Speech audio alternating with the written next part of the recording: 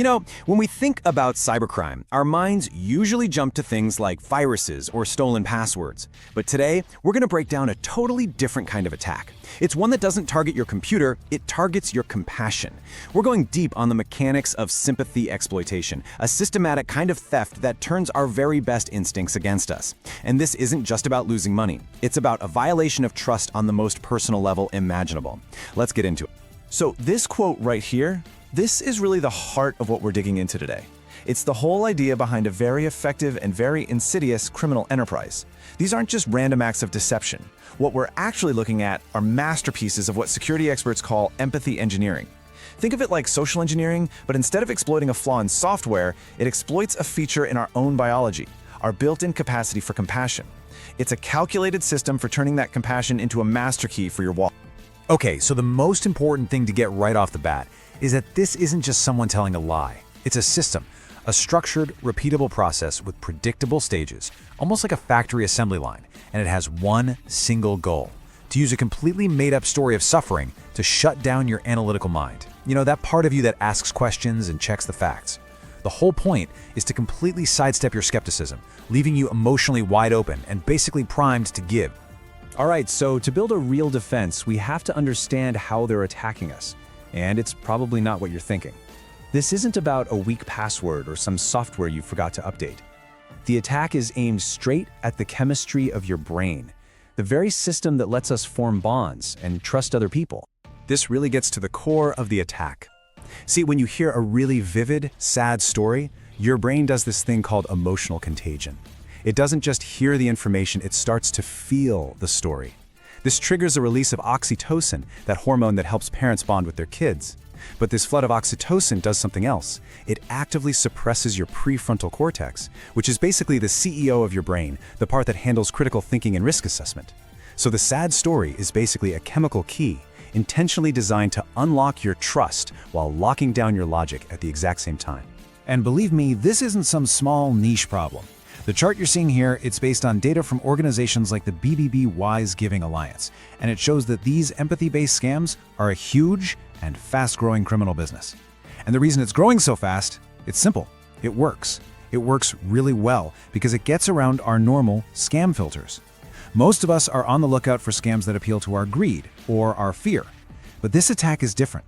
It doesn't target our worst instincts. It targets our best ones, our desire to help someone in need.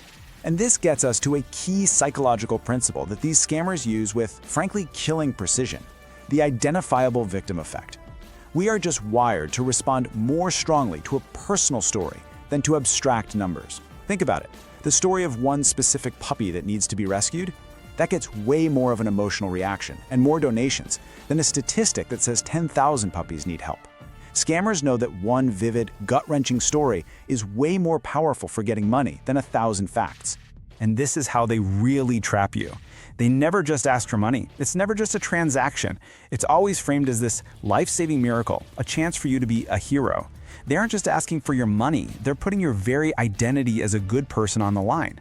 This technique is called Moral-Coercion, and what it does is make refusing to help feel, well, it feels like you're failing as a person. It creates this massive internal pressure where your desire to be kind just completely steamrolls your need to be careful. Okay, let's dig a little deeper here, because this is so important. The people who fall for these scams are not foolish or gullible. Actually, it's the exact opposite. These scams are specifically designed to target kind, empathetic, and generous people. And to really get this, we have to set aside any judgment and just look at the victim's psychology. This gets us to a really fascinating idea in psychology called self-signaling. Basically, we all have an inner drive to act in ways that prove to ourselves who we want to be. We all want to see ourselves as a good person. So the scammer writes a perfect little drama, and they cast you as the hero. So when you send them money, it stops being about the money. It's an action that confirms your identity.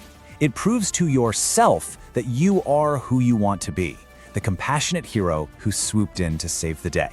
This is a perfect way to picture the internal fight that the scam creates. Your emotional side, let's call it the heart, is a sprinter. It's super fast. It sees someone suffering and it wants to help, like right now. But your analytical side, the brain, is more like a marathon runner. It's slower, it's careful, it needs to stop and check the facts. The whole scam is a race against time. engineered to make sure your fast emotional response makes the decision to send money long before your slow analytical brain even has a chance to tie its shoes. And right here, this is the final move. This is the checkmate. The moral coercion is complete. Suddenly, any hesitation, any logical question isn't just being careful. The scammer makes you feel like it's a cruel, heartless thing to do to this poor, suffering person. And at that point, they've successfully turned your own moral compass into the steering wheel for their getaway car. All right, now let's pull back the curtain and deconstruct the whole process. Because, like any good machine, it has predictable, repeatable steps. We're going to lay out the criminal's playbook, step by step, just like a forensic analyst at a crime scene. So here it is, the whole playbook, from start to finish.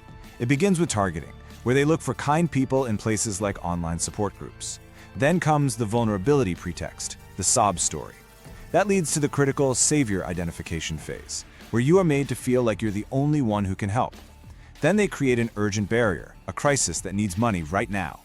Then extraction, they get the funds. And finally, ghosting, where they just vanish. I guarantee you, no matter what the specific story is, every single one of these scams follows this exact pattern.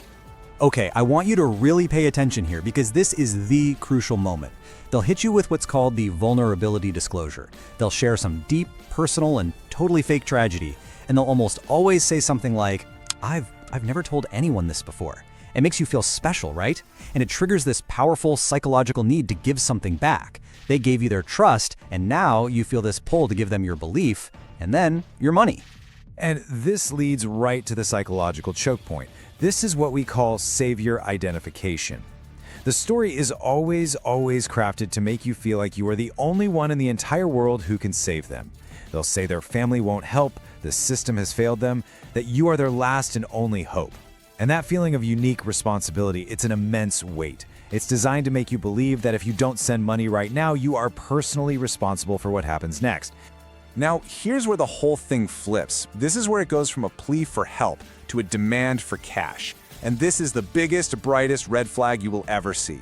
A person in a genuine crisis will accept almost any legitimate help. So this is your test. Offer to call a hospital for them. Offer to find a local shelter. If they reject every single offer of real, verifiable help, but they keep demanding untraceable money like crypto or gift cards, well, the game's over. You've got your answer. It's a scam, period. So beyond that basic playbook, you've got to be aware of some of the more advanced moves. Phased disclosure is when a scammer will actually spend weeks, maybe months, building what feels like a real friendship before the crisis ever happens. Mirrored trauma is, wow, it's really sinister. They'll go through your social media, find out what you've been through, and then create a fake tragedy that mirrors your own past pain to create this false, deep bond. They even use technology, like AI-generated sounds of crying over the phone.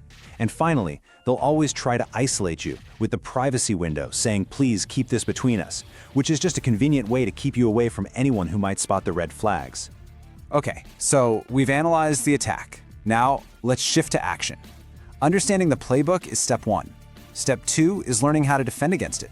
We're going to switch our mindset from being a potential victim to being a forensic analyst of our own conversations online. These are the red flags that apply across the board. First up, urgency plus secrecy. That combo is designed to rush you so you can't think straight and to isolate you so no one else can. Second, like we said, rejecting real help. That's a huge one. Third, any demand for untraceable payment methods. Real charities don't ask for gift cards. Fourth, a story that gets messy and complicated when you start asking simple questions. And finally, be super skeptical of any visual evidence they send you. Okay, this right here, this is probably the single most powerful practical tool you have, the reverse image audit. That photo they send of a sick kid or a totaled car, it's designed for maximum emotional impact, but it's also usually fake. Before your emotions take over, do this. Seriously, this takes maybe 30 seconds, and it can save you a world of hurt. Just save the image, upload it to a reverse image search engine, and see what comes up. You'll often find that personal photo was stolen from a news article or a stock photo site. So let's pull all of this together into a real, concrete defense strategy. The whole goal here is to install a new default setting in your brain, a protective protocol. It's about creating a little mental short circuit that stops that immediate emotional reaction and reroutes it through a calm, let's verify this first response. And here's the core principle that will protect you. The system first rule. Just think about it for a second. If a crisis is real, there are systems for that. hospitals, fire departments, registered charities. Real, effective help flows through these audited, verifiable channels. It doesn't rely on secret payments to strangers. Adopting this system-first rule is your most powerful filter. And this is the exact phrase you can use. This is your safe exit, your charitable barrier. It completely shatters the moral coercion because you're not saying no, you're not refusing to help, you're offering real help, verifiable help. This offer becomes your ultimate test. A person in real trouble will probably accept your offer. A scammer will get angry or guilty or just disappear. Their reaction to this specific offer will tell you everything you need to know. And all this brings us to our final big takeaway. It's a fundamental shift in how we think about helping people online. The principle is simple: help through systems, not through scripts. It's about knowing the difference between a real crisis, which will always have a real system to help, and a manipulative script, which is designed to make you operate outside of those systems. I want to leave you with this final thought and let it really sink in. If a stranger's story requires you to stop thinking, it isn't a cry for help. It's an engineered trap. Your ability to think critically is your #1 defense. Any story, any request that insists you must stop asking questions and only feel, that's not a cry for help. It's a trap. Real calls for help can always stand up to a few simple questions. So here's the mantra, the mindset that will keep you safe. Your empathy is an incredible strength, but it is not an ATM.